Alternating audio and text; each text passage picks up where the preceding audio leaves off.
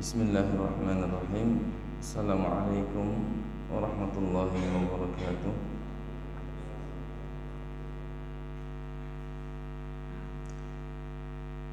Innal hamdalillah nahmaduhu wa nasta'inuhu wa nastaghfiruh wa na'udzu billahi min shururi anfusina wa sayyiati a'malina.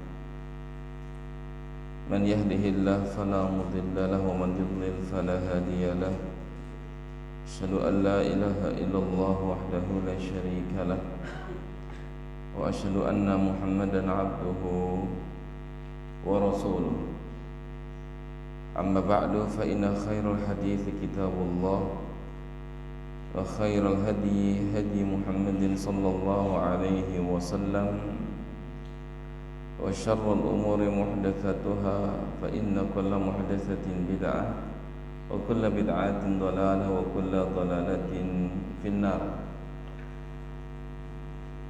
Ayyuhal ikhwah, para jamaah sekalian yang dimuliakan Allah Subhanahu wa taala, ikhwan dan akhwat yang dicintai Allah Subhanahu wa taala, alhamdulillah kita bersyukur kepada Allah Subhanahu wa taala.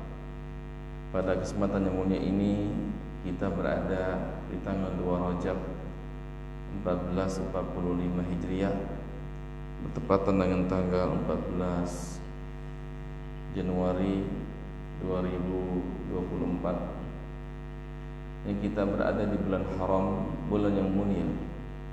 Sebagaimana sabda Nabi sallallahu alaihi wasallam, as-sanatu 12 syahra fi kitabillah, minha arba'atun hurum, thalathatun mutawaliyat, Dzulqa'dah wa Dzulhijjah wal Muharram wa Rajab mudhar alladhi baina Jumada wa Sya'ban, rawahu al-Bukhari. 1 tahun ada 12 bulan. 4 bulan diantaranya bulan haram, 3 bulan secara berturut-turut, itu Dzulqa'dah, Dzulhijjah dan Muharram. Yang keempat adalah Rajab, yang diapit di antara Jumada Tsaniyah dan Sya'ban. Hadis ini sahih, dikeluarkan oleh Imam Bukhari dari sahabat Abi Bakrah radhiyallahu taala anhu.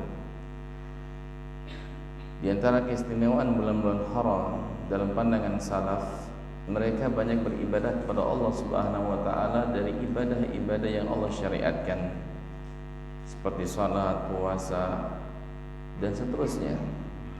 Akan tetapi hadis-hadis yang menjelaskan peribadatan secara khusus di bulan Rajab tidak ada yang sahih dari Nabi sallallahu alaihi wasallam. Oleh karena itu, Al-Hafidz Ibnu Rajab Al-Hambali rahimahullah dalam kitabnya Lataiful Ma'arif menjelaskan tentang sebagian amal-amal saleh yang kita diperintahkan oleh Allah untuk mengerjakannya. Yang intinya seluruh amalan yang nanti kita akan jelaskan, apabila disebutkan oleh Al-Qur'anul Karim, dijelaskan oleh Al-Qur'anul Karim dan juga hadis Nabi SAW untuk mengerjakannya, maka itulah amal saleh. Sehingga untuk mengkhususkan pada bulan tertentu, pada hari tertentu dari amal saleh itu butuh dalil yang sahih dari Al-Quran dan juga hadis Nabi SAW. Akan tetapi bulan haram, bulan yang mulia, kita diperintahkan untuk mengerjakan seluruh aktivitas ketaatan kepada Allah Subhanahu wa taala yang telah disyariatkan oleh Allah Subhanahu wa taala.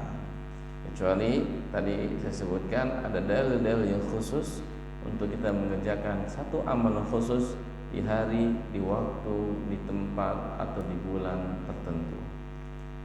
Ini untuk memberikan motivasi kepada kita semua agar kita tidak lalai di bulan-bulan yang utama kepada Allah Subhanahu wa taala, dan kita beribadah menurut apa yang telah Allah mudahkan kepada kita. Para jamaah cinta Allah Subhanahu wa taala, selanjutnya kita akan menjelaskan dari para ulama tentang untayan indah dari surah Al-Asr, surah ke-103 surah Al-Asr.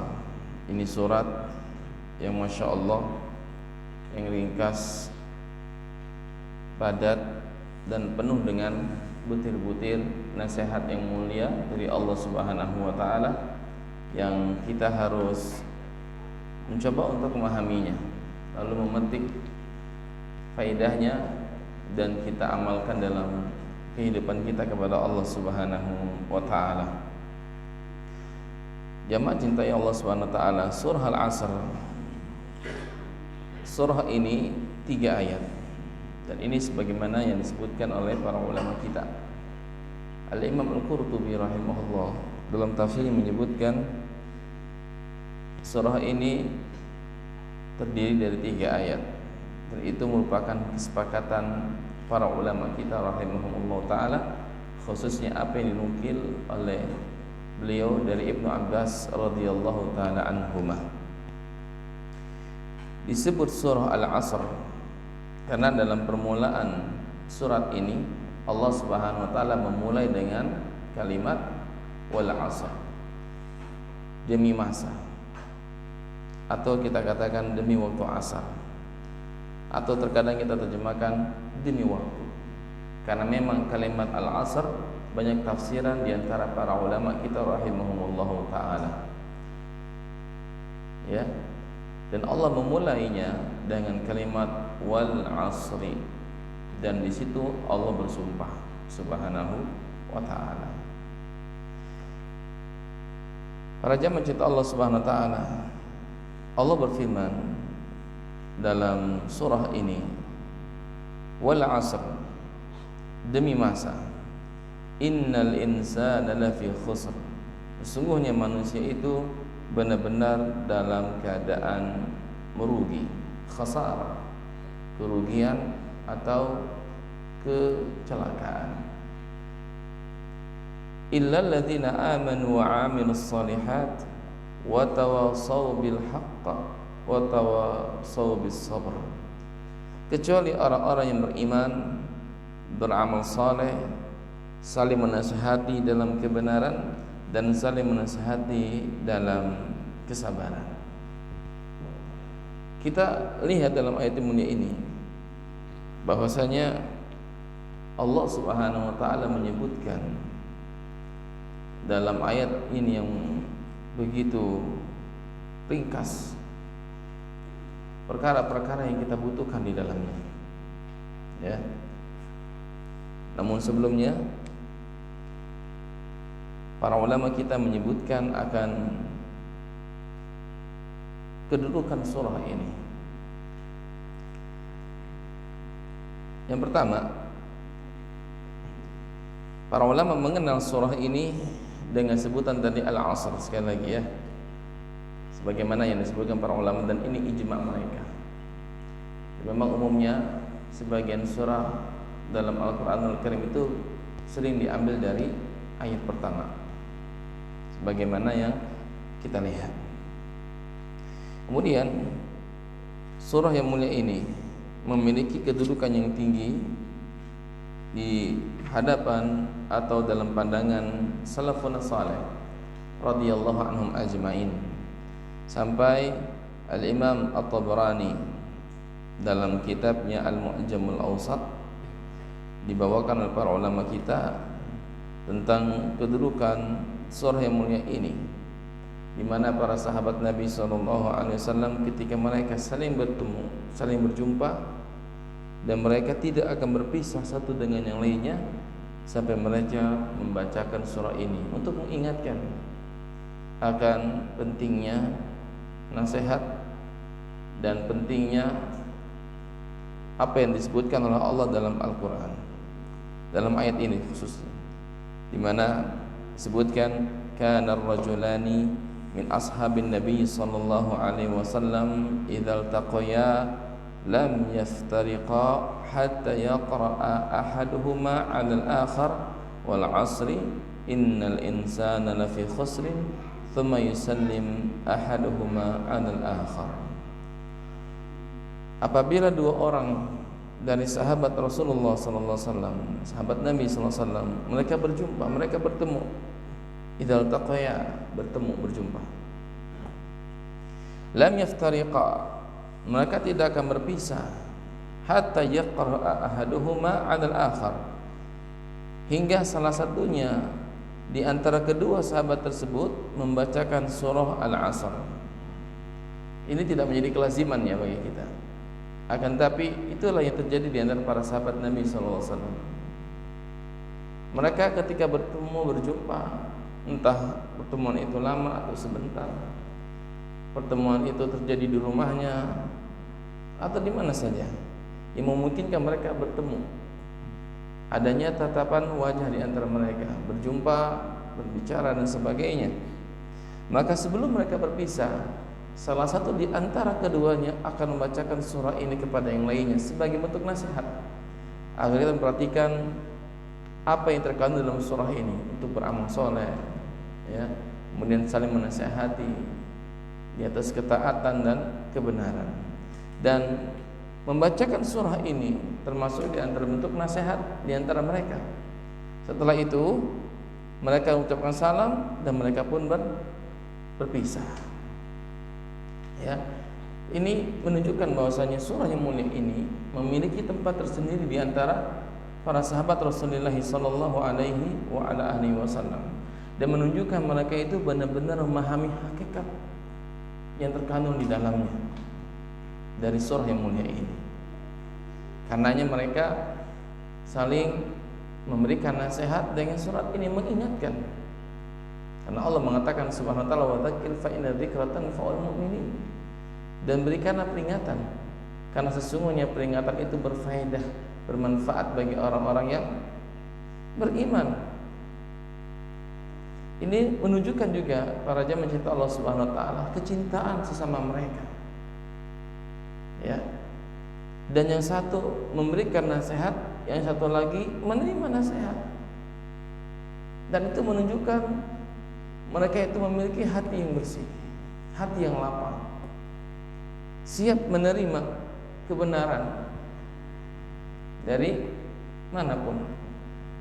Ya, sehingga hal ini menjadi cerminan bagi salafun saleh ridwanullah alaihim ajmain, di mana mereka adalah orang-orang yang begitu mudahnya untuk menerima setiap kebaikan, nasihat dan sebagainya, sehingga mereka tidak berpisah kecuali mereka mengutarakan surah ini yang di dalamnya ada peringatan, ada nasihat dari Allah Subhanahu wa taala. Sehingga disebutkan dalam sebuah riwayat dari Abdullah bin Ubaid rahimahullah, dia berkata, al-ilmu dhallatul mu'min, kullama asaba minhu syai'an hawahu wa batagha dhallatan ukhra. Ilmu itu sesuatu yang hilang dari seorang mukmin. Setiap kali ia mendapatkan sesuatu tersebut, maka ia akan mengambil, kemudian ia mencarinya lagi dan lagi mencarinya. Artinya kita tahu bahwasanya para sahabat atau para salaf itu mereka orang-orang yang haus akan kebaikan, di antaranya nasihat.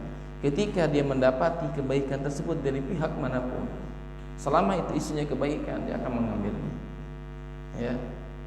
Dan ini mereka lakukan dan mereka lakukan terus seperti itu. Oleh karena itu, patutlah kita untuk mengikuti apa yang telah menjadi kebaikan bagi mereka. Kemudian ikhwan dan akhwat yang Allah muliakan, surah yang mulia ini saking utamanya sehingga sebagian ulama kita, diantaranya Al-Imam Asy-Syafi'i, sebagaimana yang dibawakan oleh Al-Hafidh Ibnu Katsir dalam tafsirnya ketika membacakan tafsiran para ulama dan membawakannya dalam kitabnya, beliau menukil ucapan Imam Syafi'i tentang surah ini, di mana Al-Imam Syafi'i rahimahullah mengatakan, "Lau tadabbaran nasu hadhihi surata lawasi'atuhum." Seandainya orang-orang mentadaburi isi dari surat Al-Asr ini, tadaburi ya, benar-benar memahami isi, maka surat ini akan mencukupi bagi mereka. Perhatikan kata Imam Syafi'i, lau tadabbaran nas hadhihi surah lawasi'athum. Seandainya manusia mau mentadaburi, memahami surah ini, maka surat ini sudah cukup bagi mereka. Artinya apa? Cukup bagi mereka manusia untuk mendorong mereka agar senantiasa berpegang teguh dengan agama Allah, dengan iman, beramal soleh, berdakwah kepada Allah Subhanahu wa taala dengan sabar dan saling menasihati di atas kebenaran. Ini inti agama kita. Ini sebagaimana yang diutarakan oleh Syekh Ibnu Utsaimin rahimahullah ketika menafsirkan surah ini.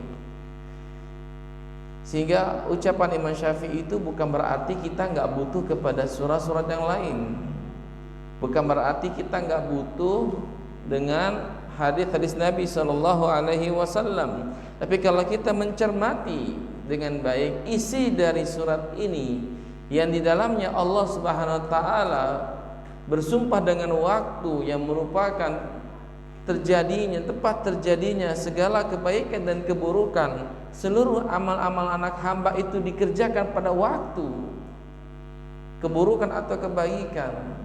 Dan Allah menyebutkan tentang hakikat orang-orang yang merugi, orang-orang yang celaka, yang secara umum sifat kerugian itu menimpa manusia secara umum.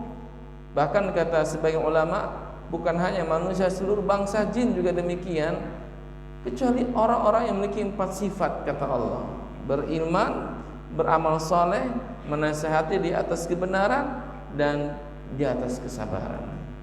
Sehingga surat ini cukup bagi kita untuk mendorong kita senantiasa beramal soleh, semangat dalam berdakwah kepada Allah Subhanahu wa taala, kuat dalam kesabaran, dan siap menerima nasihat apabila kita melenceng, atau terima nasihat agar kita tetap dalam ketaatan kepada Allah Subhanahu wa taala. Dan ini juga menjadi sifat para sahabat, sehingga mereka sering datang kepada Rasulullah SAW untuk minta nasihat. Ya Rasulullah, ausini, ya Rasulullah, berikanlah aku nasihat. Ya. Bahkan sebagian Arab Badui datang kepada Rasulullah minta diberikan nasihat.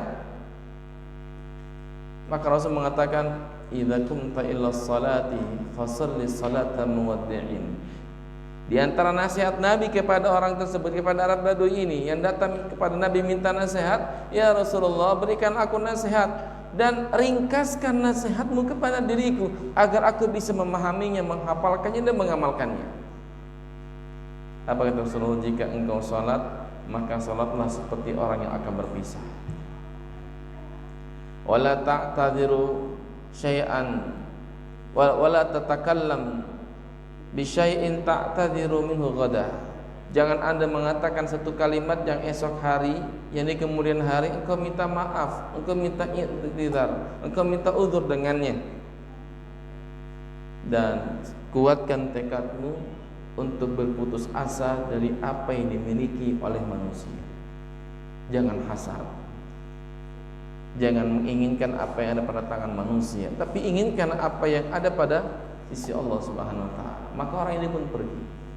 Lihat, ini menunjukkan para raja mencinta Rasulullah taala.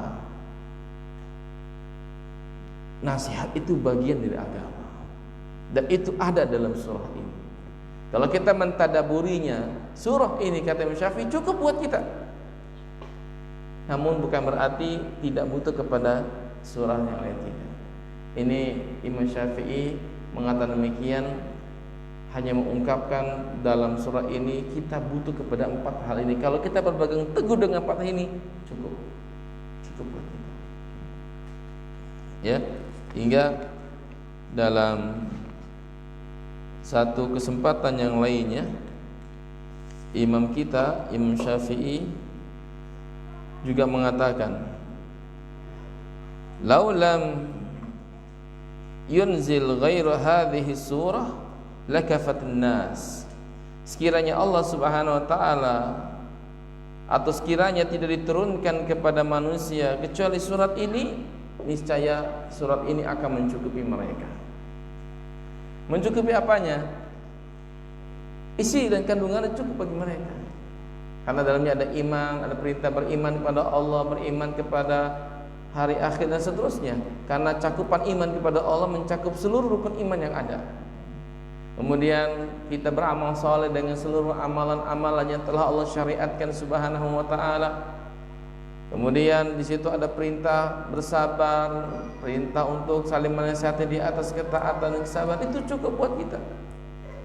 Namun sekali lagi ucapan Imam Syafi'i ini, kata para ulama, maksudnya bukan kita nggak butuh kepada ayat-ayat Al-Quran yang lainnya. Kita butuh, sangat butuh. Tapi isi kandungannya itu kalau kita mau mentadaburinya cukup.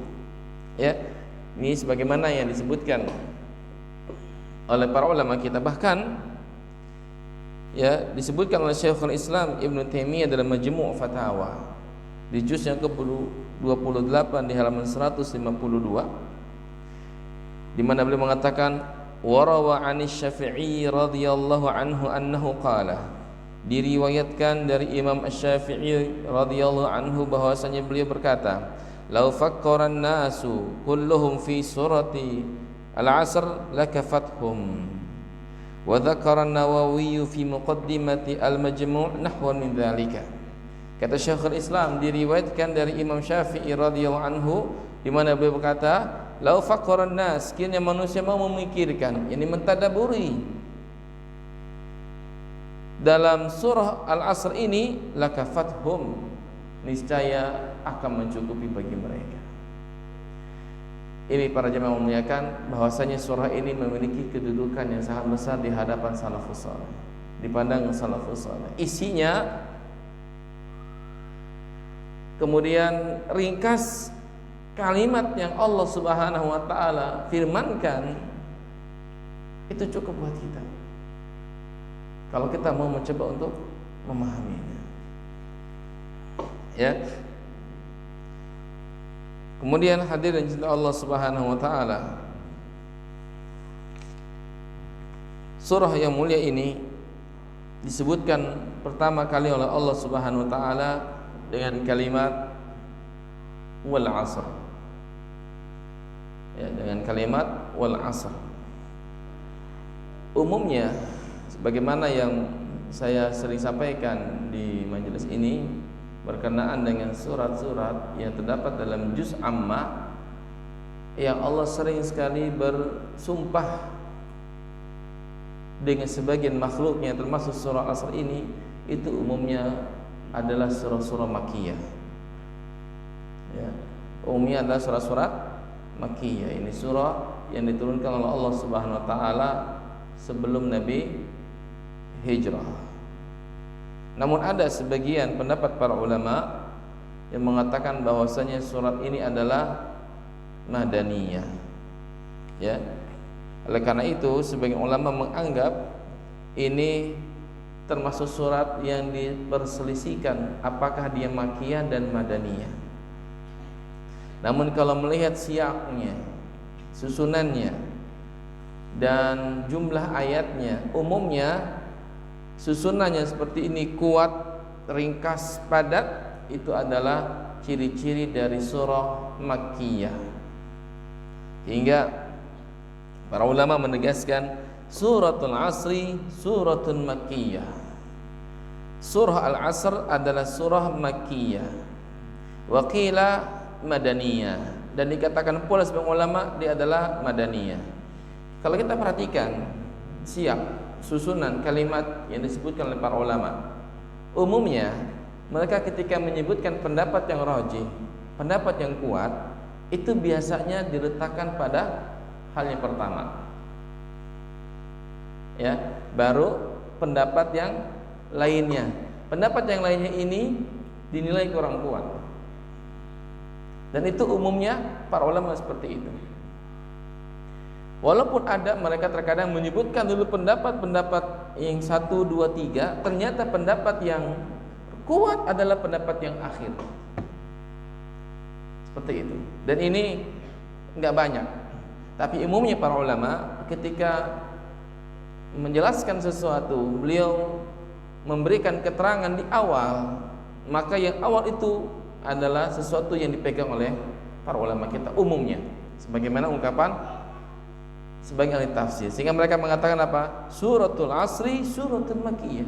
Surah Al-Asr adalah surah Makkiyah. Wakila, dan dikatakan, ya kalimatnya itu adalah tamrid, sighahnya itu tamrid. Ya, lafaznya itu bukan lafaz jazm, tapi kila. Kila itu ya ini apa namanya? Majhul. Dikatakan ya adalah surah Madaniyah. Tahulah kita pendapat yang kuat dalam masalah ini bahwasanya surah Al-Asr adalah apa? Makkiyah. Ya, melihat dari susunannya, jumlah ayatnya itu pendek, kemudian tegas kalimatnya. Di situ Allah Subhanahu wa taala menyebutkan tentang iman dan amal soleh. Karena di Mekah itu ya kondisi kaum muslim itu butuh kepada apa? Penguatan iman kepada Allah Subhanahu wa taala, dan mereka butuh penguatan kepada amal soleh. Karena di Mekah di kala itu orang-orang musyrikin di mana-mana. Kondisi kaum muslimin itu minoritas, sehingga mereka butuh kepada kekuatan iman, dan iman tersebut dikuatkan dengan amal soleh kepada Allah Subhanahu wa taala. Allah nasihati mereka untuk beriman dengan seluruh rangkaian iman, dan Allah nasihatkan mereka agar mereka senantiasa mengerjakan amal saleh agar mereka tidak termasuk orang-orang yang merugi. Dari sini saja kata para ulama kita ketahui bahwasanya surah Al-Asr adalah surah Makkiyah. Para jamaah cinta Allah Subhanahu wa taala, ya, jadi mayoritas para ulama menyebutkan surah ini surah apa? Makkiyah. Dan hanya sebagian kecil saja ya kata ahli tafsir ya yang mengatakan bahwasanya surah Al-Asr ini adalah surah Madaniyah.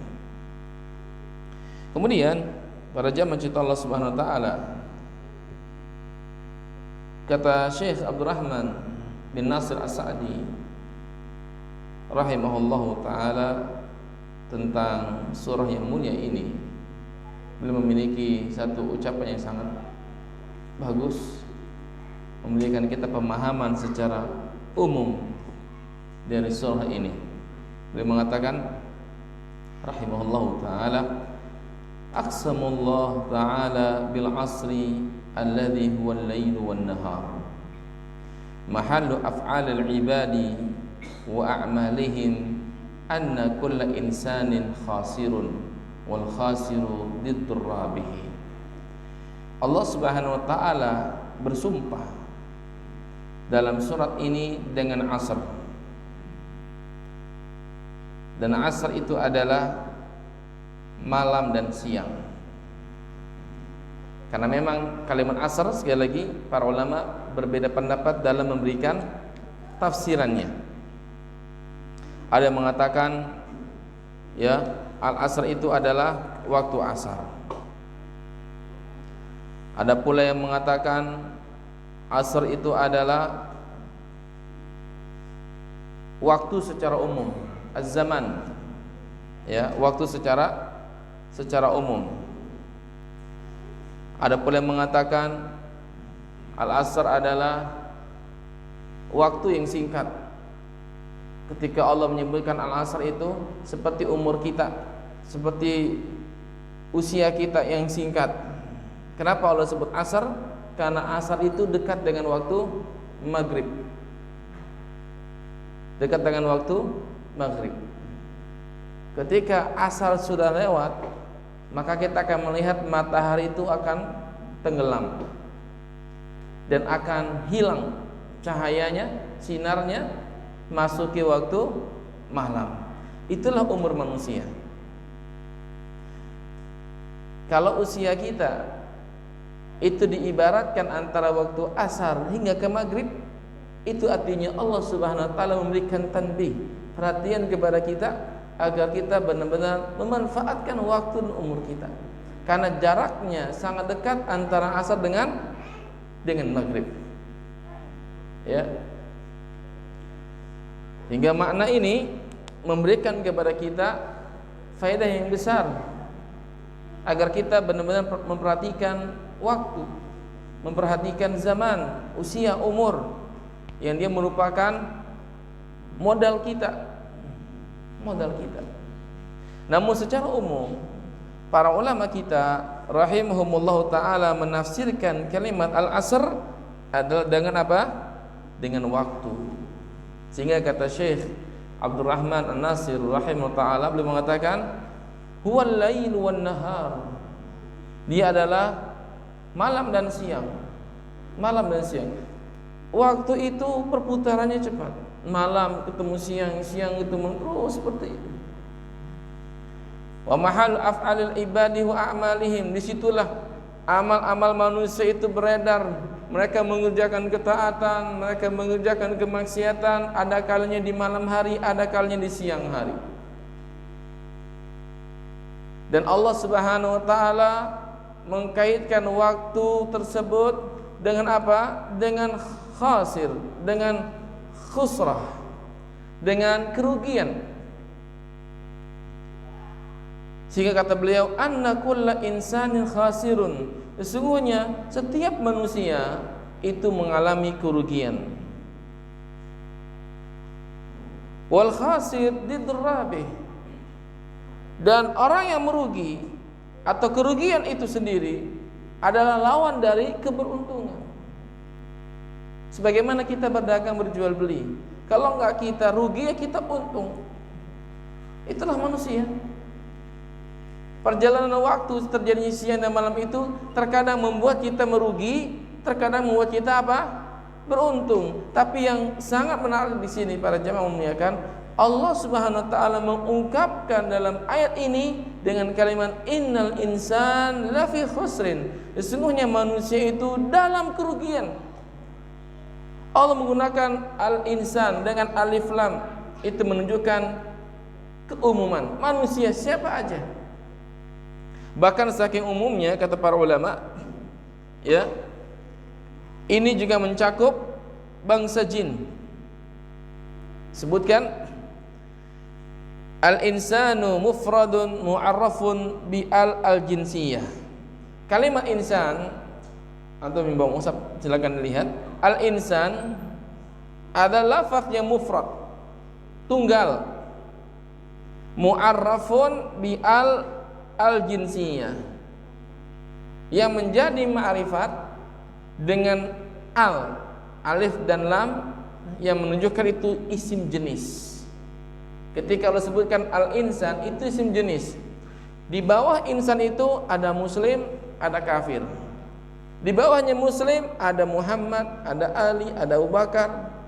Yang kafir ada yang lainnya, manusia-manusia yang lainnya. Itu jenis namanya. Di mana kalimat al-insan itu mencakup seluruh manusia yang ada, yang Allah ciptakan Subhanahu wa taala. Jadi Allah Subhanahu wa taala menyebutkan di sini tentang sifat kerugian yang ada pada setiap manusia. Bahkan kata para ulama, wa hakadha aidan yashmal jinna 'ala sahih. Kalimat insan ini mencakup pula di dalamnya adalah bangsa jin menurut pendapat yang paling sahih. Ya. Jadi para jamaah cinta Allah Subhanahu wa taala, lihat ayat yang mulia ini, Masya Allah, luar biasa. Di mana Allah Azza wa Jalla bersumpah dengan waktu, bersumpah dengan masa, bersumpah dengan waktu asar, bersumpah dengan waktu yang singkat, sebagaimana seakan-akan waktu asar itu atau waktu tersebut seperti usia kita, atau seperti masa antara waktu asar dengan waktu maghrib, pendek, singkat. Ya, kalau kita tidak pandai menggunakannya, kita akan merugi. Banyak kerugian yang kita dapati. Kemudian kerugian, ya, dalam ayat yang mulia ini kata para ulama kita, kata Syekh Abdurrahman bin Nasr As-Sa'di, itu bertingkat-tingkat, muta'addidatun, mutafawitatun, bertingkat dan bermacam-macam. Secara umum yang namanya rugi itu adalah lawan dari keberuntungan.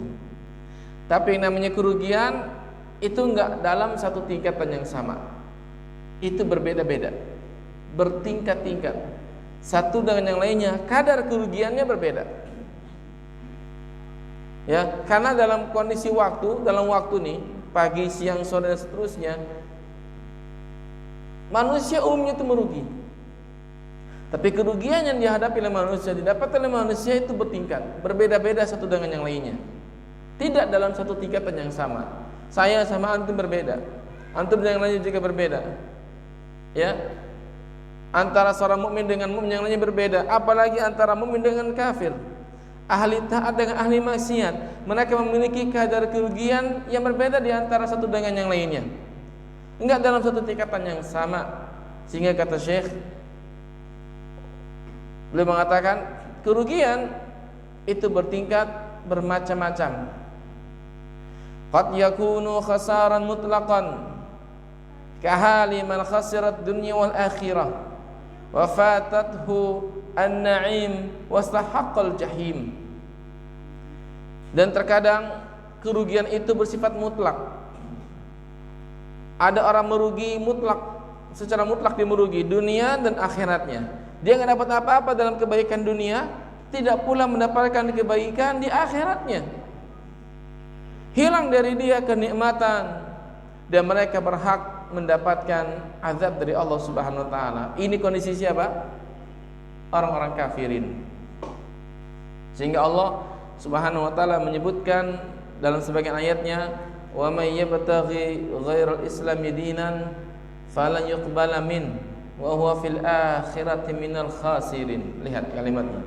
Barang siapa yang mencari agama selain agama Islam, maka sesekali Allah tidak akan menerima darinya, dan dia termasuk orang-orang yang merugi kelak.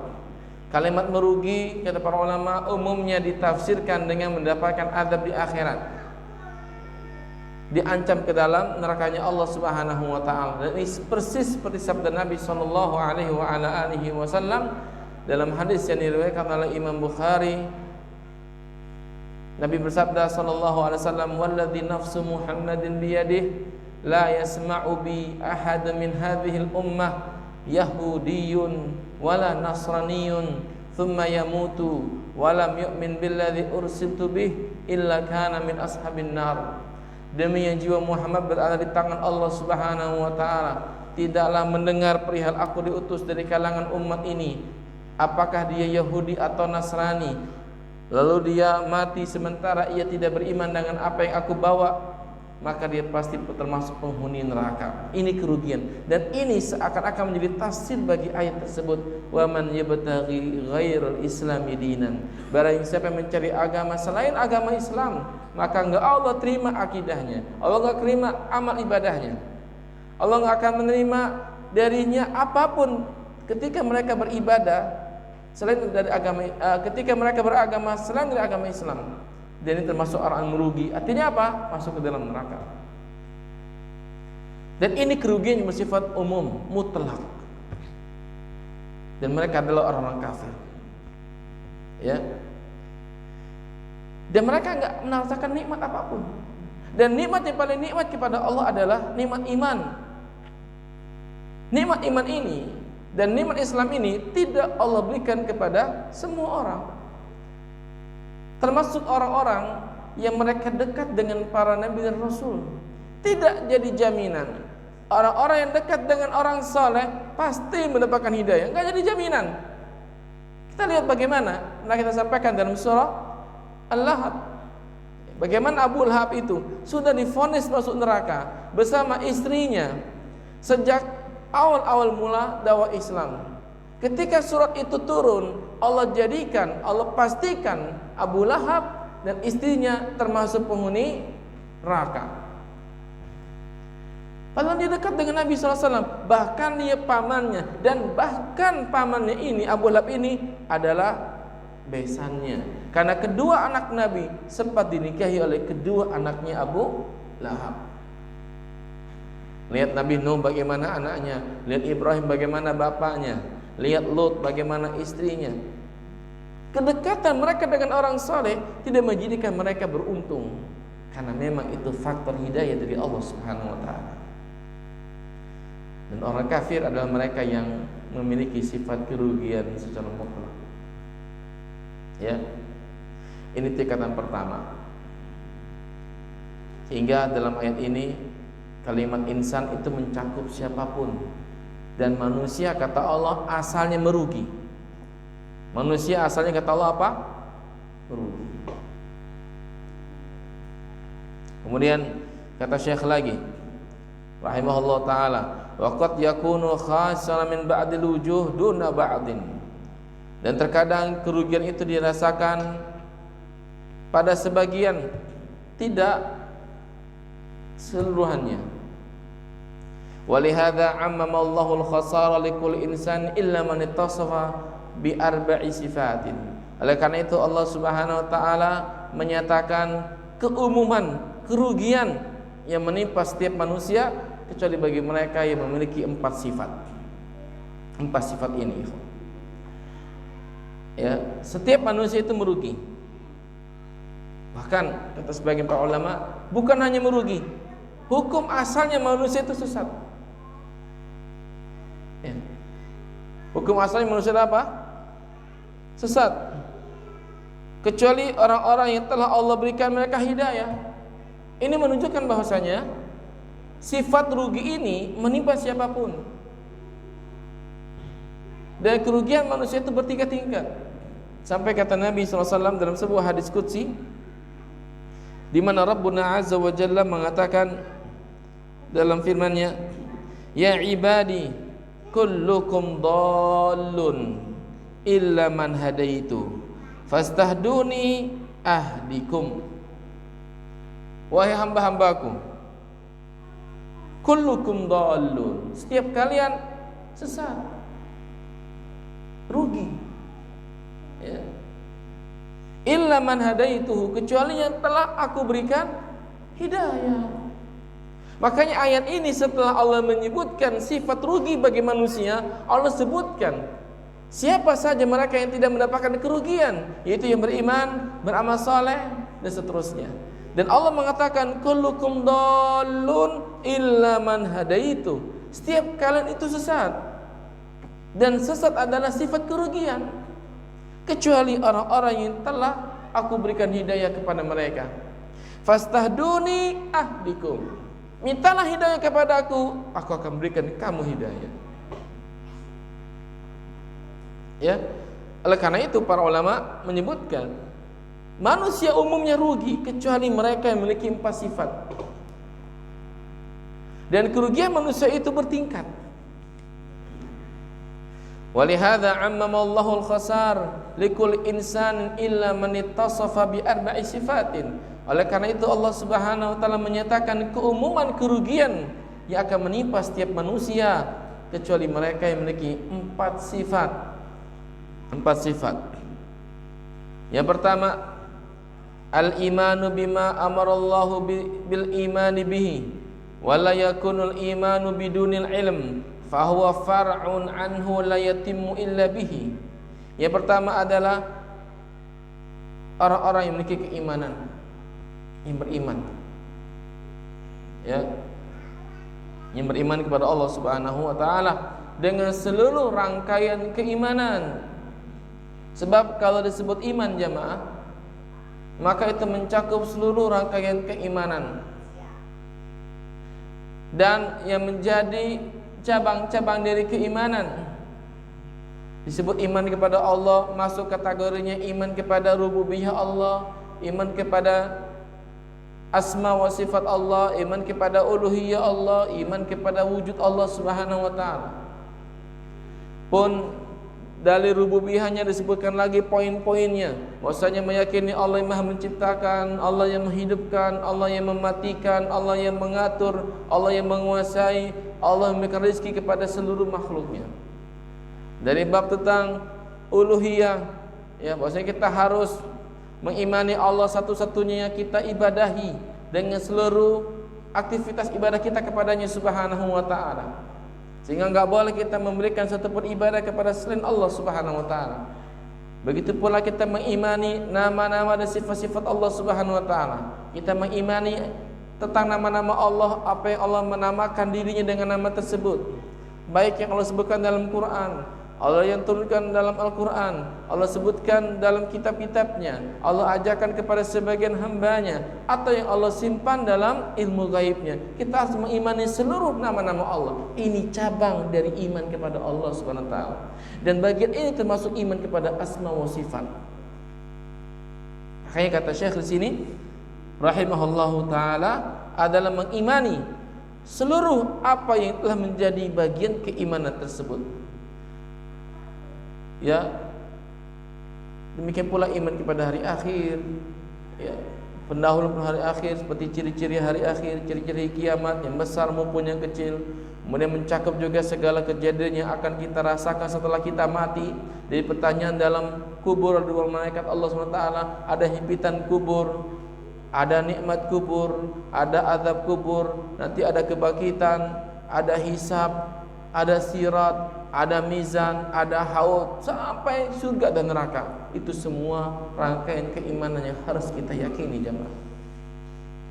Berarti orang-orang yang tidak akan merugi adalah mereka yang beriman.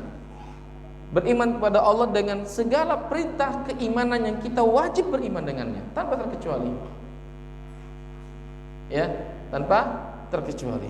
Sehingga hukum asal dari perkara hal yang bersifat perintah kita untuk mengimani harus kita imani, nggak boleh kita separuh-separuh. Kalau separuh-separuh dalam mengimani sesuatu, kita bisa kufur kepada Allah Subhanahu wa taala. Sehingga lihat, kenapa orang Yahudi mereka dikafirkan oleh Allah? Kenapa Nasrani dikatakan kafir oleh Allah Subhanahu wa taala? Karena mereka tidak mengimani seluruh rangkaian rukun iman, di antaranya iman kepada para rasul. Yahudi tidak beriman kepada Isa, Nasrani tidak beriman kepada Muhammad sallallahu alaihi wasallam, karenanya mereka dikafirkan oleh Allah Subhanahu wa taala. Orang yang mengingkari salah satu di antara nabi dan rasul itu dianggap mengingkari seluruh rasul yang ada. Maka kata Syekh di sini, al-imanu bima amarallahu bil imani bihi, itu beriman dengan apa-apa yang Allah perintahkan kita mengimaninya tanpa terkecuali. Wala yakunul iman bidunil ilm. Beliau memberikan satu ketegasan, dan iman itu tidak dikatakan iman dengan benar kecuali dengan ilmu. Artinya landasi iman kita dengan ilmu. Maka kalau kita beriman dan iman di situ ada ilmunya kepada Allah Subhanahu wa taala, maka sempurnalah iman kita dan kita akan keluar dari sifat kerugian. Ini pada poin pertama. Dan ilmu itu yang membuat iman kita menjadi sempurna. Oleh karena itu seseorang yang menyatakan keimanan, dia biasanya atau umumnya atau asalnya dia meyakini sesuatu dengan ilmu. Karenanya Allah SWT memulai ilmu, setelah itu tauhid. Fa'lam annahu la ilaha illallah. Ketahuilah bahwasanya tidak ada ilah yang berhak disembah kecuali hanya Allah Subhanahu wa taala. Sifat kedua, wal amalus saleh. Itu amal saleh. Orang-orang yang tidak merugi adalah mereka yang gemar beramal saleh. Wa hadza syamilun li af'alil khairi kulliha. Amal saleh ini mencakup seluruh perbuatan-perbuatan kebaikan, adz-dzahiratu wal batinatu, yang nampak dan tidak nampak, al-muta'alliqatu bihaqqillahi wa haqqi ibadi, wal wajibati wal mustahabbati, yang amal-amal tersebut yang nampak dan tidak nampak berkaitan dengan hak Allah dan hak para hamba Allah. Ada kalanya wajib, ada kalanya sunnah. Jadi orang-orang yang tidak merugi setelah mereka beriman kepada Allah Subhanahu wa taala, mereka mengaplikasikan imannya dengan amal soleh. Mereka mengiringi imannya dengan amal soleh, karena iman dan amal soleh itu berbarengan. Ya, iman dan amal soleh itu apa? Berbarengan. Ada kalanya amal soleh itu berkaitan dengan hak Allah, dan ada kalanya berkaitan dengan hak hamba. Ada kalanya amal tersebut statusnya wajib, ada kalanya statusnya adalah sunnah. Maka mereka yang telah menyatakan iman kepada Allah Subhanahu wa taala, jangan lupa di sana ada amal saleh sebagai perwujudan dari keimanan. Yang amal saleh itu merupakan bagian dari keimanan. Walaupun terkadang iman dengan amal saleh itu sesuatu yang berbeda, tapi amal saleh ini bagian dari iman. Sebagaimana ungkapan para ulama, iman sama amal saleh itu hal yang berbeda. Tapi amal saleh itu adalah far'un atau dakhilun fil iman. Dia masuk dalam kategori keimanan. Iman asalnya sesuatu yang kita yakini dengan hati kita, dari perkara-perkara yang harus kita imani. Tapi aplikasi dari iman itu tercermin dalam amal kita. Iman maknanya beda, amal maknanya beda. Tapi amal itu bagian dari iman yang tidak bisa dipisahkan. Oleh karena itu Allah Subhanahu wa taala mengungkapkan dalam ayat ini, di antara orang yang tidak merugi adalah selain mereka beriman kepada Allah, mereka membuktikan iman tersebut dengan amal solehnya kepada Allah Subhanahu wa taala. Oleh karena itu amal soleh itu adalah bagian dari iman atau iman itu sendiri. Ya. Dan ada kalanya amal soleh tersebut berkaitan dengan hak Allah Subhanahu wa taala. Ada kalanya berkaitan dengan hak manusia. Ya. Dan ada kalanya wajib ataupun sunnah. Ikhwan fillah azakumullah. Kalau kita berhenti sampai mana sini, iman dan amal soleh itu, kalimat ini, iman dan amal soleh ini diisyaratkan oleh para ulama adanya ilmu. Ya, ilmu itulah yang mengikat iman dan amal soleh, sehingga seseorang tidak akan lurus imannya kecuali dengan ilmu, dan seseorang tidak akan benar amalnya kecuali dengan ilmu. Maka perhatikanlah, iman kita tidak dikatakan iman yang benar sampai kita mengilmuinya, dan amal kita tidak dikatakan amal yang benar sampai kita mengilmuinya. Karenanya ikhwan azakumullah, ilmu itu ya harus kita dahulukan sebelum kita beramal. Pastikan amalan kita itu memiliki standarnya dari syariat. Kalau enggak kita akan merugi juga. Pastikan salat kita, puasa kita, haji dan umrah kita ada sandarannya dari wahyu, dari Al-Quran maupun sunnah, sehingga salatnya kita kerjakan tidak asal-asalan.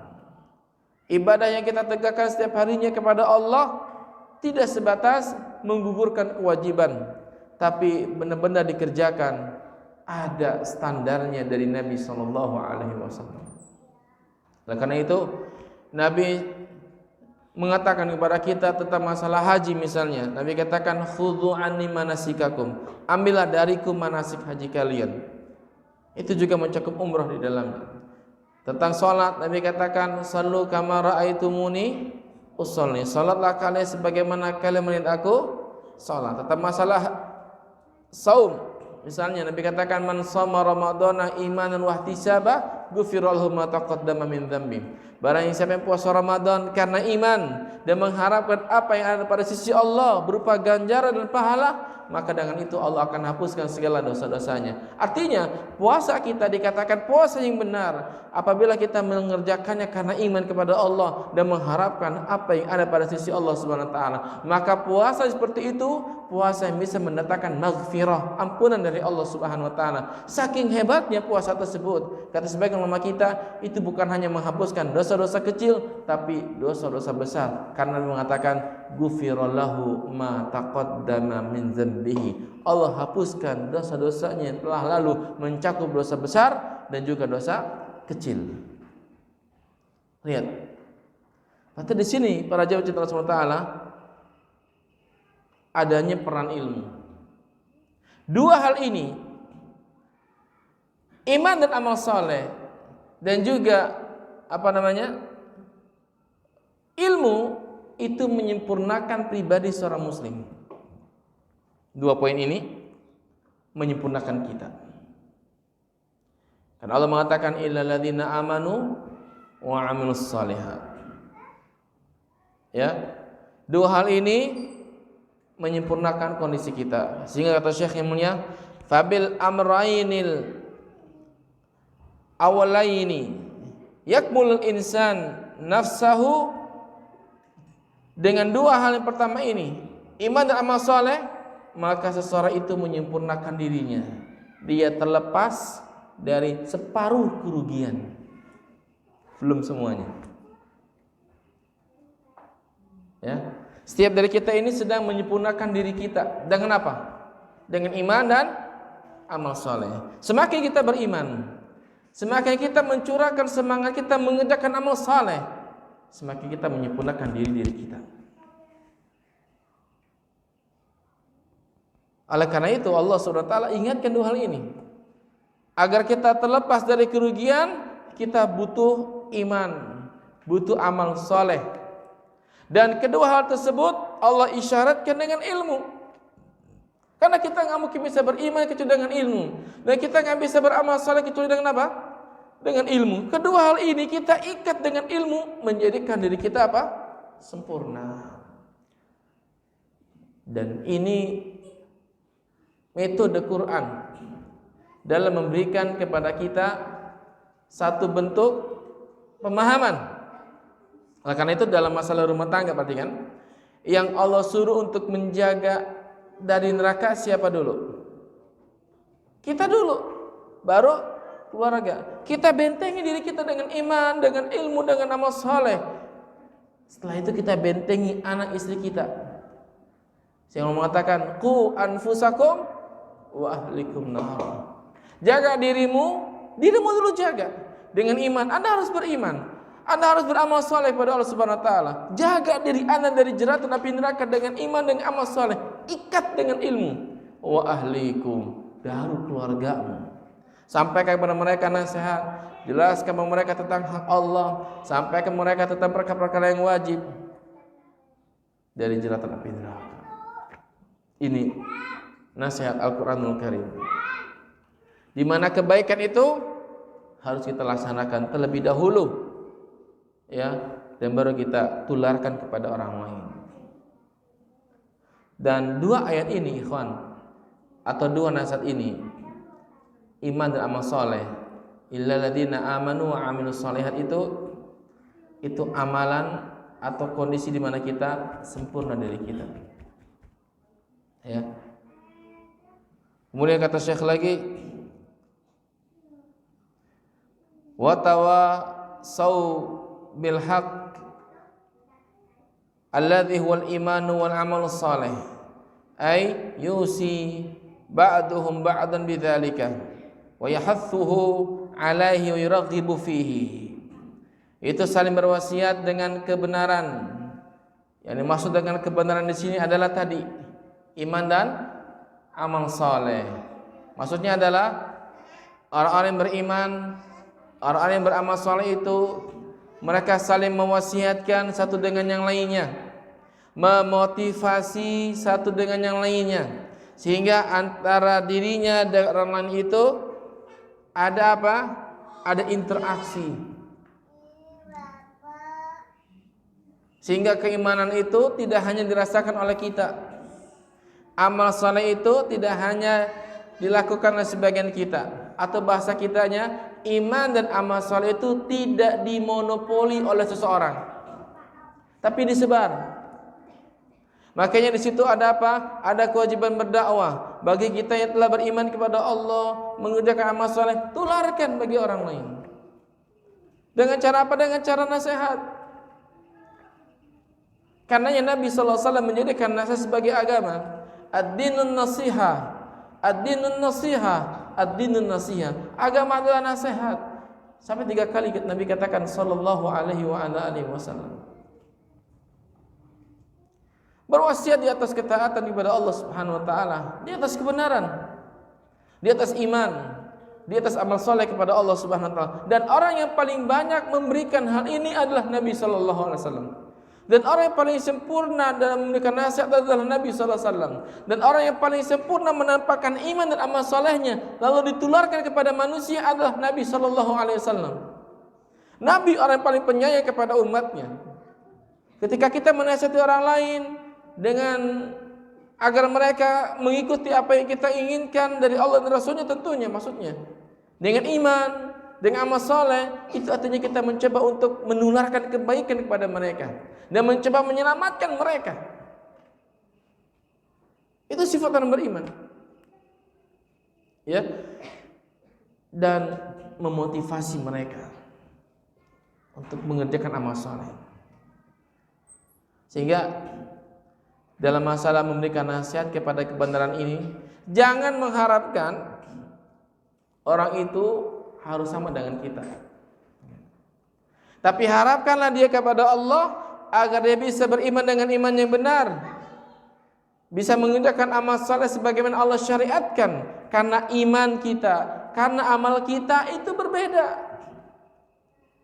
Sehingga kecewalah kalau orang mengajak orang lain kepada dirinya, mengajak manusia agar orang itu sama dengan dirinya. Tidak. Ajak manusia agar mereka bisa mengenal agamanya, agar bisa mengimani segala sesuatu yang Allah perintahkan Subhanahu wa ta'ala.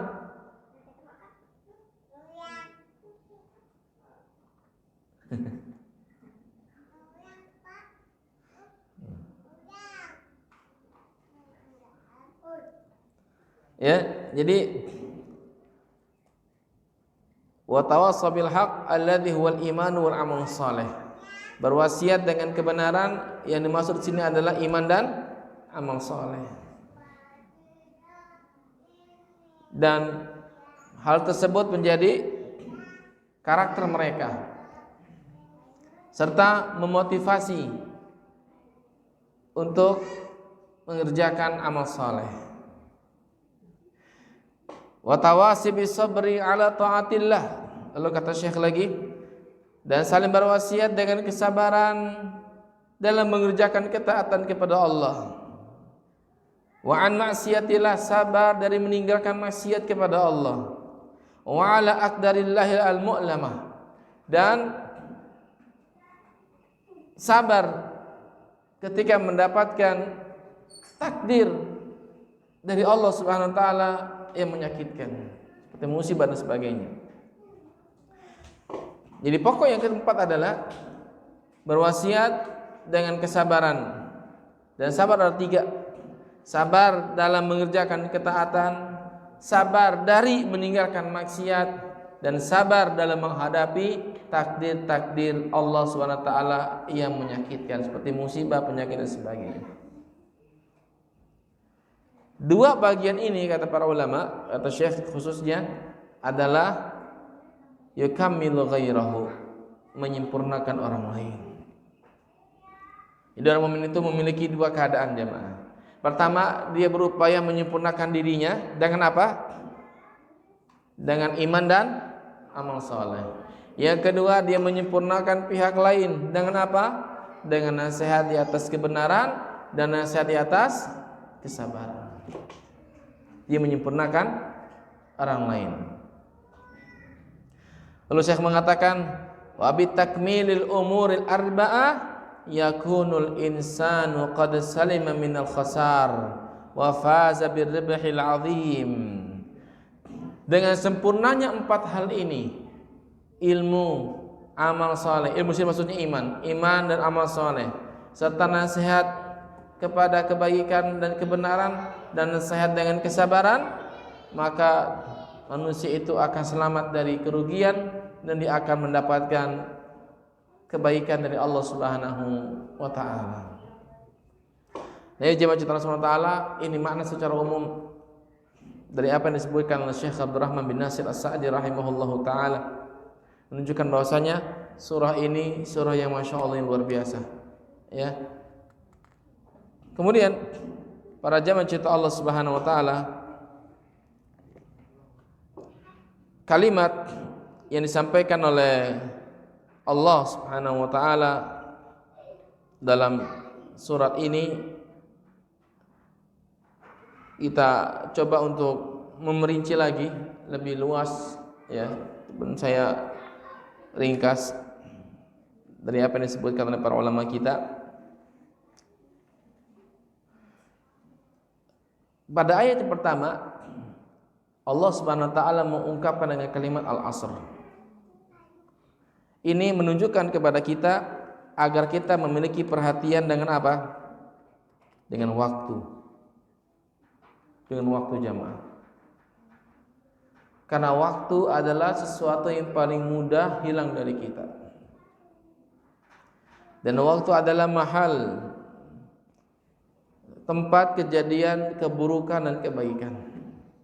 Beredarnya kebaikan dan keburukan itu pada waktu. Dan waktu itu sesuatu yang paling mudah hilang dari kita.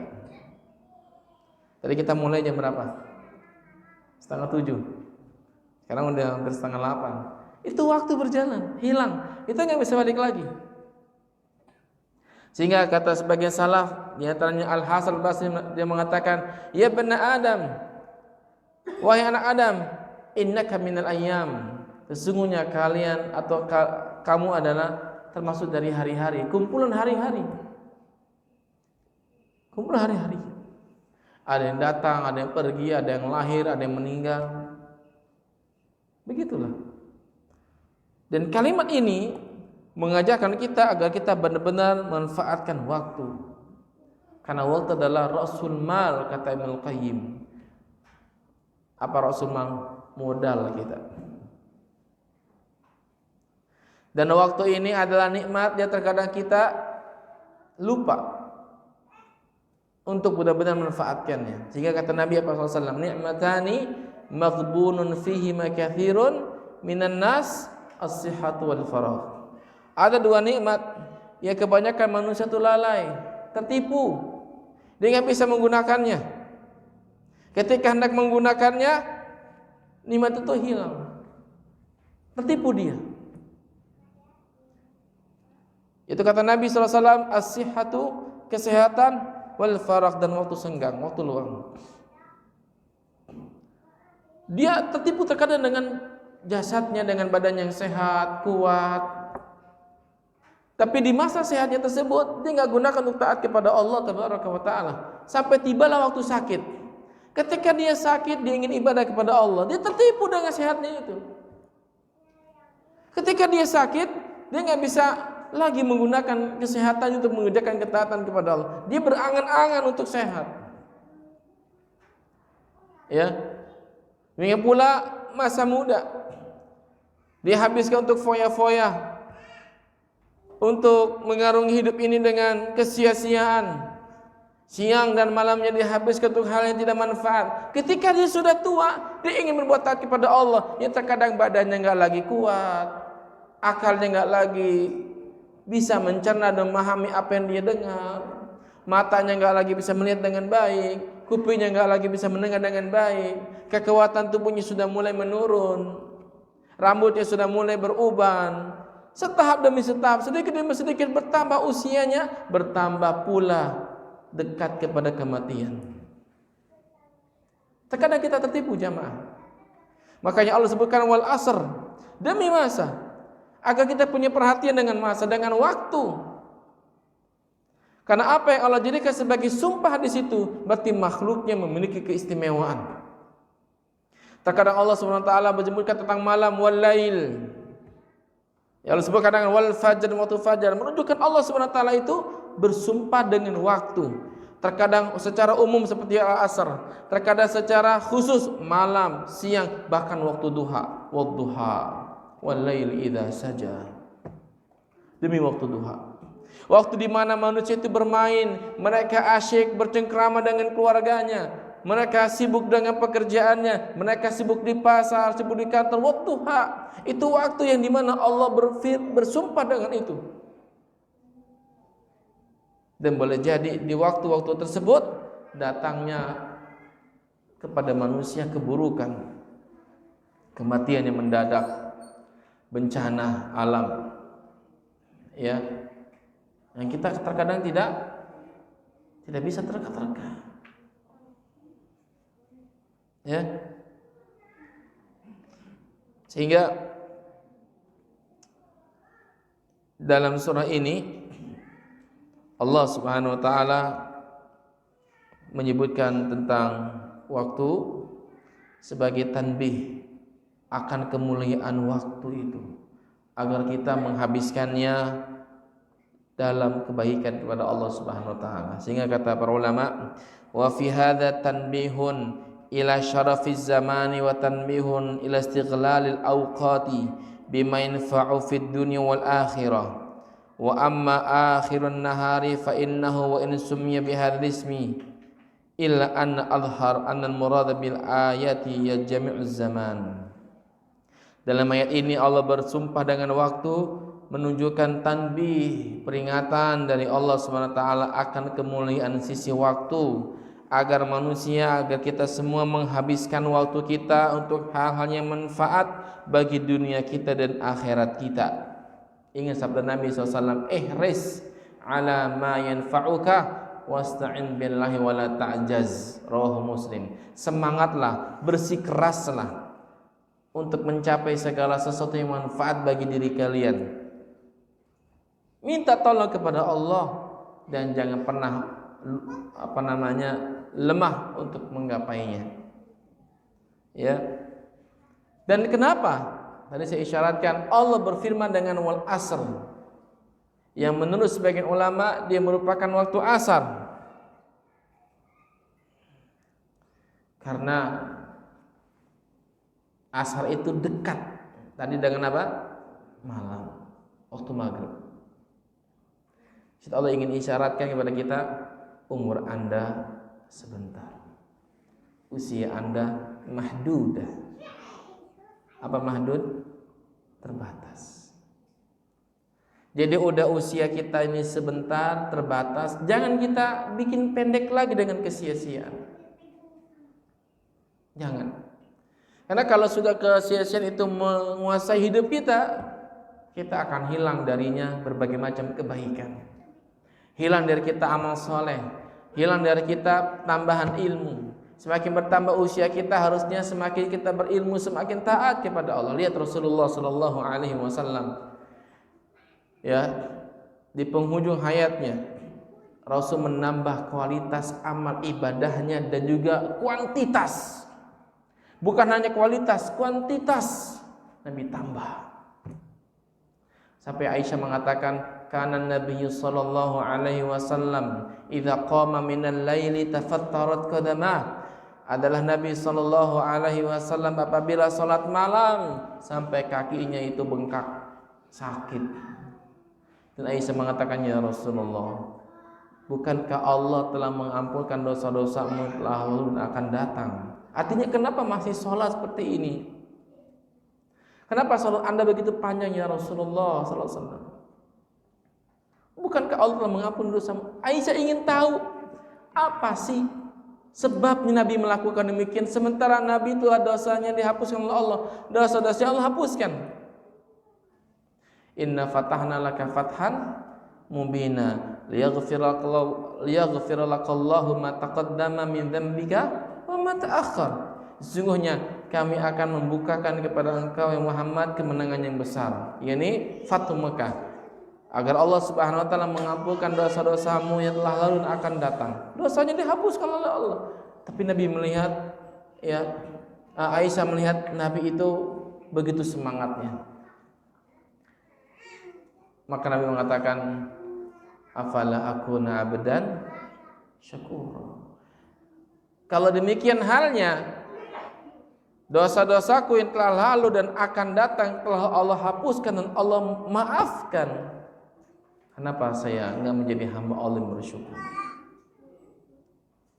Kita tahu jamaah Nabi itu orang yang pasti jamin surga. Karena orang-orang yang dosanya diampunkan oleh Allah, dimaafkan oleh Allah, kemana tempat akhirnya nanti? Ke surga.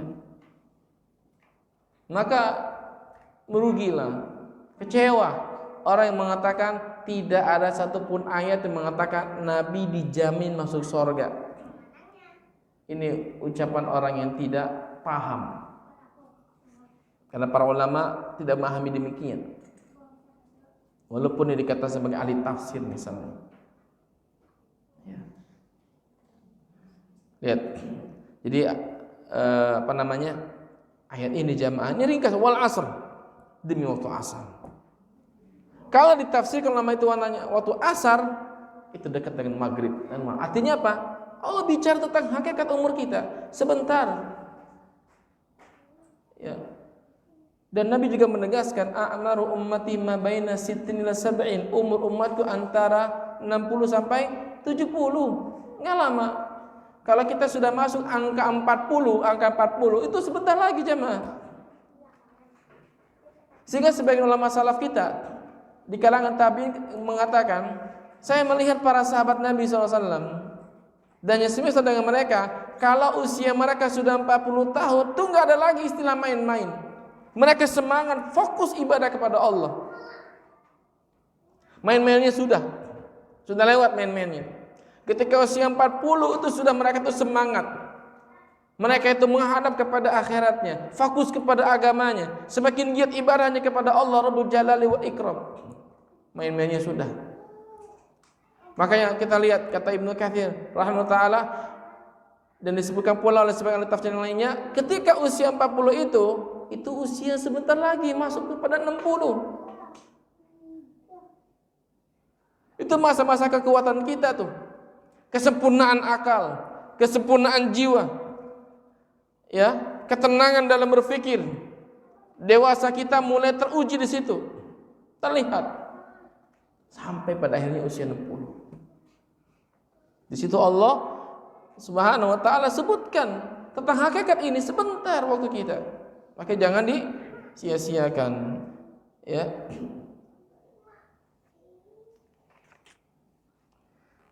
Kemudian ikhwan azakumullah, dari ayat ini, pada ayat yang pertama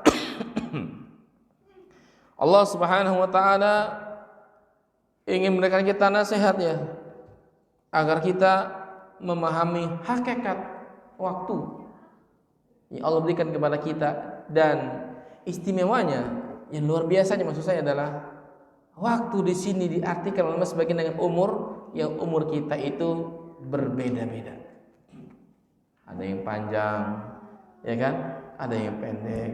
Ada Allah wafatnya ketika masih kecil, ketika dewasa, ketika lagi asyik-asyiknya. Bahkan ada Allah sampai undur usianya sampai batas akhirnya. Allah panjangkan usianya. Oleh karena itu, di sini setelah Allah sebutkan tentang masalah waktu, umur, masa, Allah kaitkan dengan khasarah. Dengan apa? Dengan kerugian. Berarti ada orang-orang yang tidak bisa memahami dan menggunakan waktunya, dia akan masuk ke dalam jurang kerugian. Dia nggak isi waktunya untuk iman, untuk amal soleh dan sebagainya.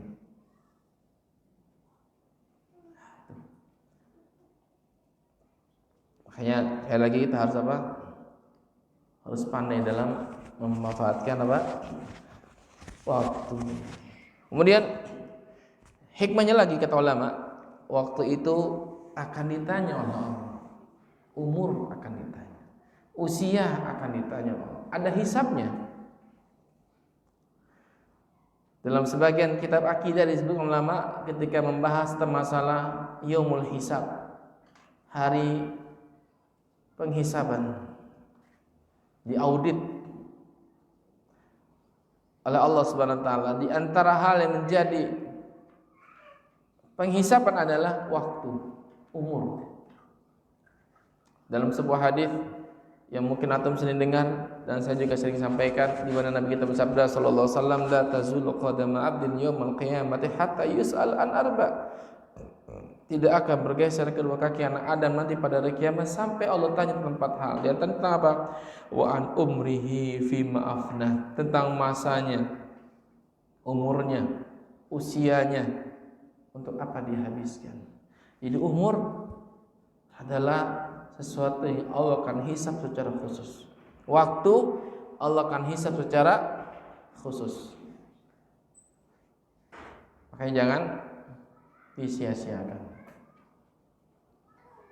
Dan demi Allah, masyarakat kita nih Indonesia ini adalah masyarakat yang memang biasa menghabiskan waktu, ya, malam, siang dan sebagainya. Kadang usia kita tuh terbuang dengan percuma. Sehingga kata Syekh Abdul Razak hafizahullah taala ketika menyebutkan biografi Syekh Abdurrahman bin Nasir As-Sa'di, beliau itu Masya Allah, ya, saya bicara tentang penulis tafsir yang kita baca ini, begitu hebatnya dalam mengatur waktu. Sampai ketika beliau berjalan bersama sebagian murid-muridnya, melewati sebagian anak-anak muda yang lagi asyik kongko-kongko, duduk-duduk. Apa kata beliau? Sekiranya aku bisa beli waktu mereka itu, saya akan beli itu. Sekiranya saya beli waktu mereka itu, waktu mereka bicara, waktu mereka kongko-kongko itu bisa saya beli itu. Namun saya nggak bisa dibeli. Ya. Dan menakjubkan lagi, Syekh Abdurrahman bin Nasir As-Sa'di itu orang yang dikenal oleh tetangganya sampai 40 rumah loh. 40 rumah dikenal. Dan beliau sering mengunjungi ke rumah si fulan, yang kanan, yang kiri, sampai kenal dengan Syekh rahimahullah ta'ala. Artinya dia punya waktu untuk apa? Mengenal siapa tetangganya. Karena biar apa? Biar bisa memberikan hak kepada mereka. Karena di antara amal soleh apa? Berkaitan dengan hak makhluk manusia. Di situ ada tetangga. Ini luar biasa. Beliau sempatkan diri di sela-sela waktu beliau itu begitu sibuk. Dan Syekh Abdurrahman bin Nasir As-Sa'di ini termasuk ulama ahli tahqiq. Kemarin waktu kami daurah, kita tanya sama Syekh Ibrahim bin Amir Ar-Ruhaili hafizahullah taala, "Ya Syekh, manil muhaqqiqin?" Ya Syekh, siapa tuh ahli tahqiq? Disebutkan dari masa ke masa. Sampai kata beliau, di antara ulama yang ahli tahqiq yang hebat dalam mentahqiq, meneliti setiap dalil, mengkompromikannya, mengambil istinbat darinya, paham nasikh dan mansukhnya, paham am dan khosnya, adalah Syekh Abdurrahman bin Nasir As-Sa'di. Masya Allah. Di sela-sela kesibukannya itu luar biasa beliau mengatur waktu itu. Ya, karena betapa sadarnya beliau, tentu juga para ulama yang lainnya, waktu itu akan Allah hisab nanti pada hari kiamat. Makanya Allah sering berfirman tentang apa? Waktu. Wal asr, wal fajr, wal layalin ashr dan sebagainya. Wadduha, wal laili, wan nahar. Ya. Bahkan Allah bersumpah dengan umur Nabi. Allah tidak pernah bersumpah dengan umur Nabi manapun kecuali Nabi Muhammad SAW. Menunjukkan usia Nabi, umur Nabi itu tidak sia-sia, berfaedah setiap detik dan menitnya. Ya, kita harus coba manfaatkan untuk kita, ikhwan azakumullah, untuk mengupgrade bahasa kitanya, ya, meningkatkan kualitas iman dan amal kita kepada Allah. Karena kita akan berpindah dari satu keadaan, satu hari ke hari yang lainnya, satu bulan pada bulan yang lainnya. Jangan sampai kita bertambah umurnya, bertambah usianya, amal kita stagnan atau bahkan down, turun. Nggak ada kualitasnya, nggak ada kuantitasnya. Kualitasnya nggak bertambah, kualitas juga nggak bertambah. Ini kalau kita bicara kalimat al-asal saja itu berapa penjelasan para ulama tentang hakikat waktu, bagaimana menggunakan waktu, bagaimana agar kita nggak merugi dengan masalah waktu, bagaimana kita bisa menjadikan waktu kita itu berharga, semakin barokah di sisi Allah Subhanahu wa taala. Itu luar biasa. Ini menunjukkan ijazul Quran, kemukjizatan Al-Quran, di mana tersimpan dengan kalimat wal asri, demi waktu, demi masa, demi waktu asal. Ya, hadirin yang Allah cintai. Lalu yang kedua, kalimat innal insana lafi khusr. Sesungguhnya manusia benar-benar dalam kerugian. Itu mencakup dari apa? Semua manusia. Ya, baik yang mukminnya, yang kafirnya. Ini hukum asalnya mutlak. Yang lakinya, yang perempuannya. Jangan sampai kita merugi, sebagaimana saya sampaikan di awal. Ya. Kemudian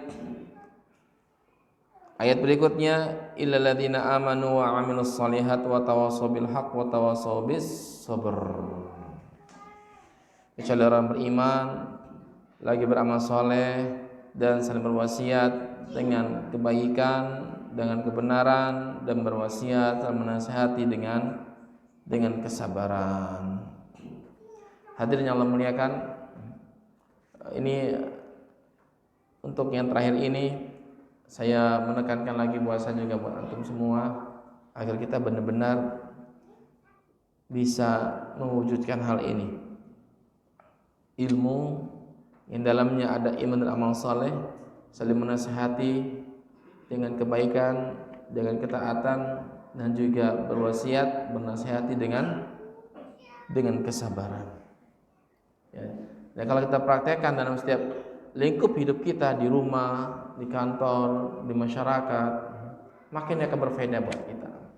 Dan begitulah sifat seorang mukmin.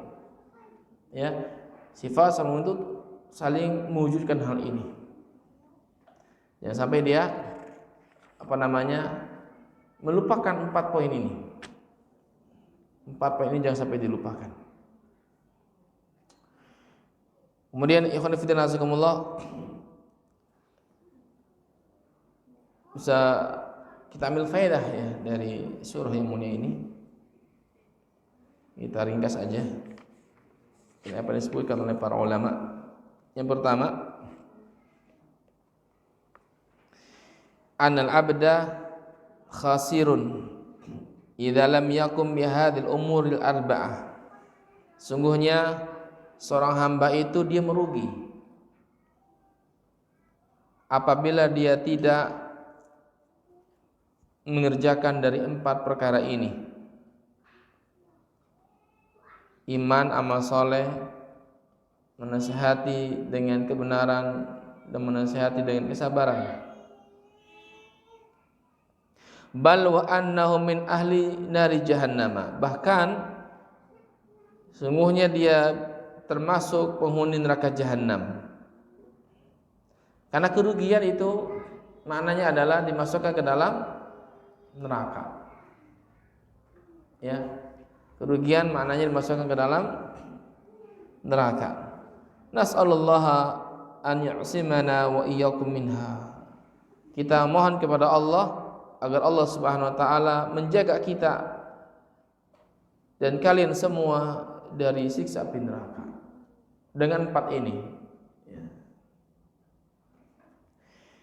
Yang kedua, kata para ulama kita, at-targhibu fi idharil a'malis salihati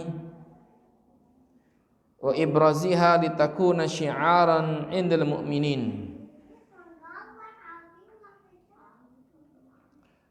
Motivasi untuk menampakkan amal-amal soleh agar menjadi syiar di kalangan orang beriman. Maksudnya adalah amal-amal soleh yang Allah perintahkan bagi kita untuk mengerjakannya, kita syiarkan yang wajib dan yang sunnah.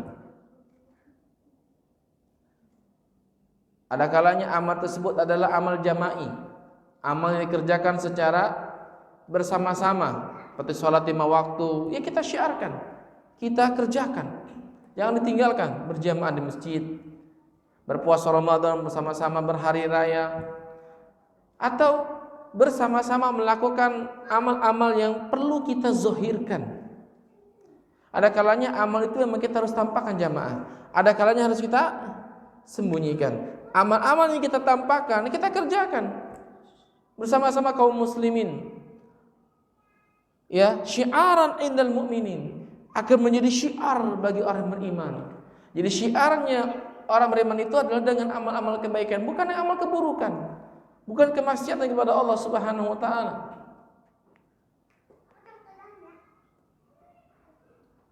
Seperti ini misalnya kajian, ya kita syiarkan salat 5 waktu dan sebagainya. Meskipun ada amal-amal di mana kita menyembunyikannya, karena enggak setiap amal kita zahirkan, kita terang-terangkan. Jadi menjadi syiar, menjadi apa ya? Ya syiar yang kaum muslim itu terlihat dengan itu, mencolok gitu. Amalnya, kemudian ketaatannya, amal-amal yang kita kerjakan secara berjamaah. Kemudian yang berikutnya adalah al-hathu 'ala da'wati ila Allah wa targhibun nasi fi ada'il wajibati syar'iyyah. Dorongan untuk berdakwah kepada Allah. Ini mengajak manusia kepada Allah Subhanahu wa taala. Dan memotivasi manusia untuk mengerjakan amal-amal yang wajib secara syar'i. Kewajiban-kewajiban syariat dikerjakan. Dinasihati kaum muslimin untuk taat kepada Allah, ya, mentaati perkara-perkara yang telah Allah wajibkan, menjalankan sunnah-sunnah Rasulullah SAW secara umum jamaah. Di rumah tangga kita ajarkan anak kita untuk berbuat taat kepada Allah. Kita ajarkan istri kita untuk taat kepada Allah dan Rasulnya, mentaati suami dalam hal-hal yang ma'ruf. Kemudian menasihati sesama anggota keluarga agar terciptanya ketaatan kepada Allah dalam rumah tangga tersebut. Begitu. Dan itu tercermin dalam perbuatan atau perlakuan salafun salih ridwanullahu alaihim ajma'in. Lihat bagaimana Nabi SAW itu mencontohkan satu keluarga atau contoh keluarga yang mereka itu saling menasihati di atas ketaatan dan kesabaran. Dalam sebuah hadis Nabi katakan sallallahu alaihi wasallam, apabila seorang laki-laki suami itu bangun tengah malam, ya, makalah dia salat 2 rakaat. Ketika dia salat, selesai salat maksudnya, dia bangunkan juga istrinya untuk salat. Apa kata Nabi? Rahimahullahu mura'an qama minal laili fasalla. Semoga Allah merahmati seorang laki-laki yang bangun di waktu malam lalu dia salat. Dia salat kepada Allah. Setelah itu dia bangunkan keluarganya, istrinya maksudnya. Jika istri tidak mau, dia ciprakan air di wajahnya. Itu ta'awunal birri wat taqwa. Itu satu kerjasama anggota keluarga dalam ketaatan kepada Allah Subhanahu wa ta'ala. Ada motivasi sesama anggota keluarga kita. Karena ada kalanya kewajiban itu luput dari kita. Ada kalanya sunnah itu kita tinggalkan. Ada kalanya kita sedang futur dan mengerjakan ketaatan kepada Allah Subhanahu wa taala, ada kalanya kita sedang malas. Bahkan ada kalanya kita masuk ke dalam dunia kemaksiatan dalam rumah itu. Maka di sini ada apa? Targhib fin nas fi adal wajib syar'iyyah. Ada motivasi kepada manusia agar mereka mengerjakan kewajiban-kewajiban syariat, khususnya dalam skup yang paling kecil dalam rumah tangga. Saling menasihati. Ya. Dan itu potret rumah tangga seorang muslim. Lalu merambah ke masyarakatnya, ke lingkungannya, bertahap semampu apa yang kita bisa kerjakan. Ya, dengan akhlakul karimah dan akhlak yang mulia dan sebagainya. Kemudian yang keempat, al-hathu 'ala takhalluqi bis sabr. Motivasi agar kita berakhlak dengan kesabaran. Ini diambil dari ayat yang terakhir. Dan sabar itu ada 3 tingkatan, ada 3 keadaan maksudnya. Pertama, sabar dalam mengerjakan ketaatan, ya. As-sabru 'ala ta'atillah. Sabar dalam mengerjakan ketaatan, karenanya ulama mengatakan as-sabru 'ala ta'atillah, maknanya fi ta'atillah. Sabar di atas atau di dalam ketaatan. Mengerjakan ketaatan jamaah butuh sabar. Jamaah kalau lagi ngaji nggak sabar, saya yakin pulang masih lama amat nih Ustaz. Ya, lagi Ramadan nggak sabar, baru 2-3 hari puasa pasti tinggalkan. Nggak sabar salat berjamaah, baru takbir ihram, baru rakaat pertama imam baca agak panjang, udah ngeguru dalam hati lama amat ini. Itu butuh sabar. Ketaatan butuh sabar. Yang kedua, wa'an ma'asiyatillah, sabar dari meninggalkan maksiat. Ada kemaksiatan kita, jangan dilakukan. Dan yang paling sulit itu ketika menghindari maksiat adalah ketika kita sedang sendiri, itu paling susah kata ulama. Kita diuji oleh Allah Subhanahu wa taala. Lagi sendiri asyik ya kan? Di rumah enggak ada orang, wifi kencang, handphonenya sangat support untuk masalah sosmed. Antum membuka apa? Ada apa tuh? Rasa dalam jiwa kita bertentangan tuh. Hati-hati dikala kita sendirian dan kita maksiat kepada Allah. Itu bisa bahaya, bisa fatal buat kita.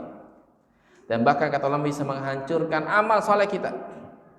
Nabi kita pernah mengatakan, datang di hadapan Allah pada hari kiamat orang bawa amalan besar seperti gunung Tihama yang besar. Kata Nabi, faja'alahu Allahu haba'an manthura, maka Allah jadikan dia sebagai debu yang berterbangan. Ada artinya. Kenapa?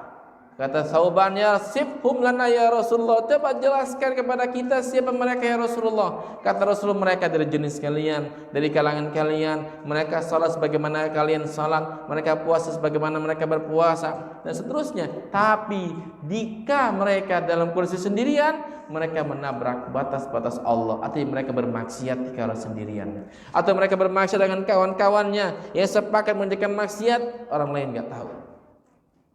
Itu bisa menghancurkan amal soleh. Oke, kita sabar dengan ketaatan sebagaimana kita sabar dari maksiat. Dan ini berat. Yang ketiga adalah wa ala aqdarillahi al-mu'lamah, dan sabar ketika mendapatkan takdir, ketetapan dari Allah yang terasa berat, sulit bagi kita, yang terkadang menyakitkan kita. Allah enggak ingin menyakitkan kita. Allah enggak ingin zalim sama kita. Tapi yakinlah, datangnya keburukan menimpa kita itu lantaran maksiat kita kepadanya Subhanahu wa taala. Ya. Wa ma asabakum min musibatin fabima kasabat aydikum, kata Allah. Tidak ada satu musibah yang menimpa kalian kecuali lantaran sebab dari tangan kalian, usaha kalian. Begitu. Ya, kita harus sabar. Dan kadang-kadang memang musibah itu untuk mengangkat derajat seseorang dan seterusnya. Nah, ini sabar. Jadi al-hathu 'ala tahalluqi bis sabri. Motivasi agar kita berakhlak dengan akhlak kesabaran. Dan nggak setiap orang bisa sabar, jemaah. Yang terakhir dari ayat yang mulia ini, bahwasanya ayat ini menghimpun seluruh jenis kebaikan.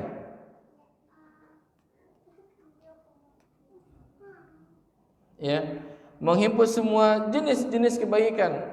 Betul-betul apapun kebaikan tersebut dikumpulkan dalam ayat yang mulia ini. Karena apa? Itulah para ulama mengatakan li'annaha jama'at abwabal khair. Surat ini mencakup seluruh bentuk-bentuk kebaikan, pintu-pintu kebaikan disebutkan oleh Allah, pintu iman, pintu amal soleh, pintu apa lagi? Nasihat di atas kebaikan agar kita kokoh di atas kebaikan, dan nasihat di atas kesabaran. Kita sabar dalam taat, sabar dalam dakwah, sabar dalam meninggalkan maksiat, begitu. Ini semua pintu kebaikan dikumpulkan dalam surat ini. Ya. Demikian ikhwah, dari apa yang bisa saya sampaikan, saya mencoba untuk meringkas karena panjang. Ya, Masya Allah.